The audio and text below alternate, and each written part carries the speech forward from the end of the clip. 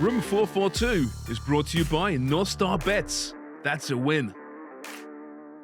Some breaking news from the Premier League this Monday. The Mason Greenwood saga at Manchester United appears to be over, with the player and club agreeing to part ways. Greenwood was arrested back in 2022 on suspicion of rape and assault. Now in February, a court cleared him of the charges after witnesses pulled out, and the court saying that a conviction was extremely unlikely without those witnesses. A statement has been written today from United saying, based on the evidence available to us, we've concluded that the material posted online did not provide a full picture and that Mason did not commit the offences in respect of which he was originally charged.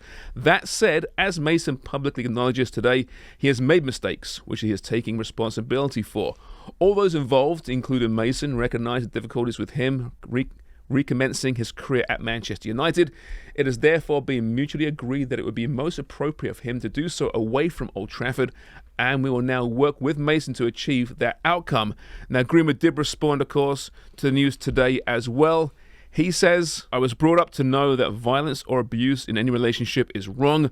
I did not do the things I was accused of. And in February, I was cleared of all charges. However, I fully accept I made mistakes in my relationship, and I take my share of responsibility for the situations which led to the social media post. Today's decision has been part of a collaborative process between Manchester United, my family, and me. The best decision for us all is for me to continue my football career away from Old Trafford, where my presence will not be a distraction for the club. All right, Sarah, there's a lot to get into here. There was a concern that if United essentially fired the player, he could go to court and fight them on that, because the court did clear him of the charges, although they weren't dropped necessarily. It seems now they've come to a mutually agreeable outcome here. I don't think the club had any option here. We saw how the fans reacted last week. They wanted the player out of the club, and now he's out of the club. Yeah, it was a bit surprising when last week Man United came forward and said, Mason Greenwood is still a part of this team, basically.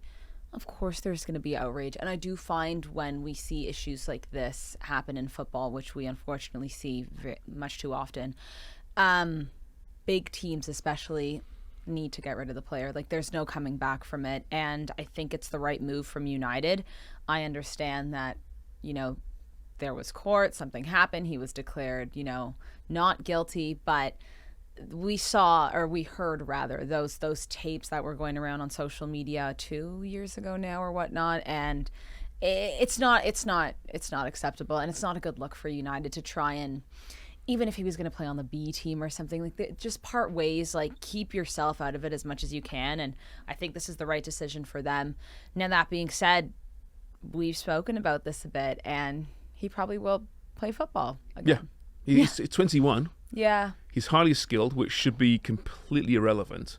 But the fact of the matter is, in modern professional sports, he will find a club somewhere. Yeah. And we shouldn't forget that he had a very decent goal-scoring record for a young player. And again, it's irrelevant, but this is what happens. Yeah. You're going to see a club somewhere. It might be in a lower league. It might be overseas, taking a chance on Mason Greenwood. Saudi? I don't like it. Saudi Arabia. Well, Saudi Arabia. Who knows, right?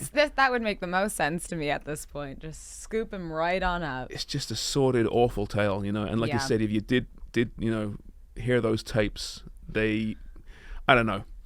There's no excuse. You can't remove yourself from those tapes. But a court said, listen, if we went to court, we would not convict, and that's why they pulled out. So it's not as if he was actually dropped the charges here. Well, we've seen this happen, though, with other players, right? Like, I was just looking up where Benjamin Mendy plays, because I know he's gone to France, and now he's playing with Lorient in the top flight in France after everything that happened with him and those allegations.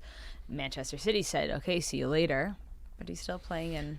It's a fine line, right? I mean, being a bad dude, right, is a fine line between that and being a criminal. And if the courts find you not to be a criminal, in the case of Mendy and in the case of Mason Greenwood, then you should have the right still to earn a living. But at the same time, being a professional footballer, it's not like you're just taking any old job here, right? Anyway, a nasty situation, and he'll be leaving Old Trafford as soon as possible, I would imagine. Yeah. Other football news from the weekend we should get to. Harry Kane, of course, debuted in the Bundesliga for Bayern Munich. There you go, Harry. Scored a goal, and what a goal it was, by the way. Yeah, class. Assist from Alphonso Davies. Hello. I think he'll fit in pretty well there, don't you? He was the piece they needed after Lewandowski. There were two teams that I think it made a lot, maybe three with Manchester United, but I thought he would fit so well either at Bayern or Real Madrid, right? The Benzema gone, Lewandowski gone, that striker up front, that's Harry Kane for you. That's what he's going to do, and it's great. I'm happy for him. I think it makes a lot of sense, and I think it's great to see that I know they got slapped by RB Leipzig only last week.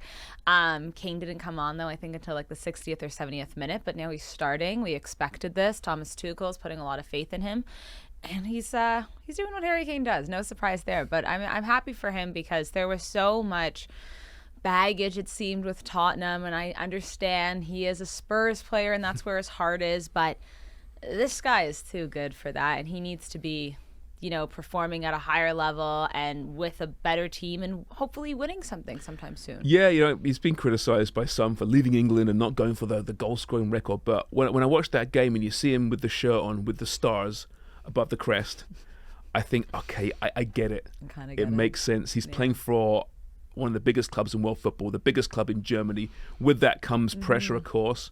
But for a footballer like Harry Kane, who's been just trying to fight out of the shadow of Spurs for so long. Spurs are a big club, don't get me wrong, but obviously not that successful in recent times. I totally understand why he's gone to Germany. It just is a good fit, I think. He'll score a lot of goals. He's going to win trophies. And like he said, he can always come back to England at some point. He's 30 with lots of football left. Do you think he will come back to England at some point? I think yes, but I'm not sure if he will catch that record because I agree, because he's not going to be prolific. You wouldn't think. Say he does 3 years 30, at Bayern Munich. Exactly. Like I think he could come back to an English. He could very well go back to Spurs to like finish off his career and do that.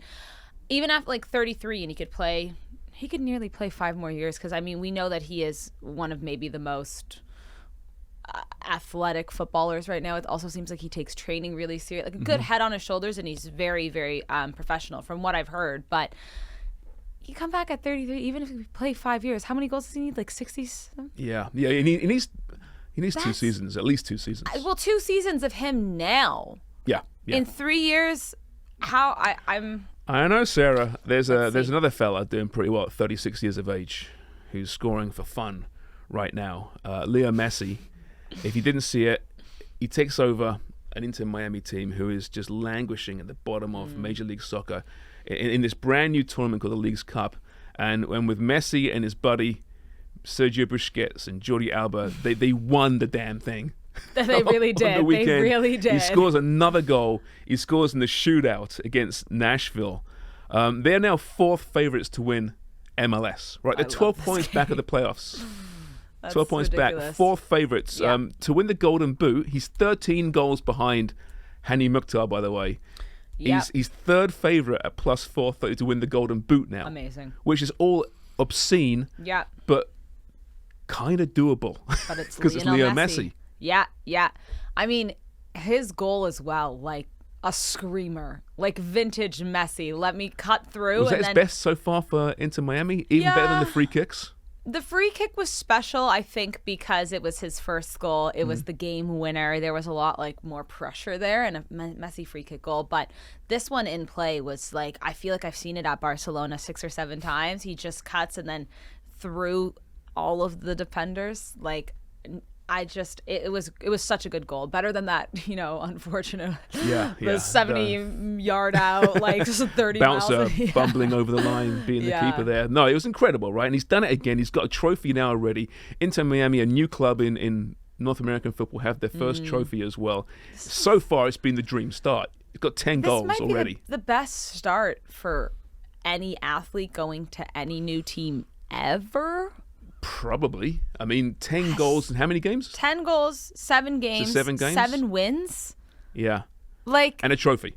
And a trophy. Also, we have to give him credit. 44 trophies. Messi is now the most decorated footballer ever. He was tied with Dani Alves at 43, and now he's, just a a month and a half in and he's already locked one. It's incredible though. I mean, what more can you say, right? There's only so many superlatives you can use for Leo Messi. We say a lot of them on this show over the last year or so. But I don't know. He's smiling. He's happy. He's enjoying his football. It's been a dream start for Leo Messi. It's been a dream start for Inter Miami. MLS just absolutely love it. And it gets real this weekend, of course, when the MLS actually kicks off. Yeah, well, I'm just looking Again. now. Yeah, they play Cincinnati for the U.S. Open Cup semifinal. Yeah. Got another one?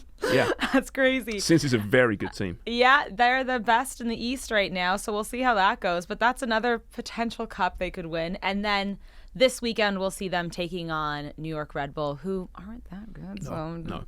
Hey, Henny Mukhtar, he's coming for you. Yeah. He's coming for you. We'll see. I tell you, we're all watching MLS, even those that didn't watch MLS perhaps so closely in the past. I'd like to are watching MLS right make now. it very clear. I'm watching Inter Miami. And Toronto FC, of course. Oh, yeah. Who scored 2 goals on Sunday? Still lost. Miserable. Boy, I tell you. We'll get into TFC over the next few weeks, I think. A lot of changes on the way there for sure.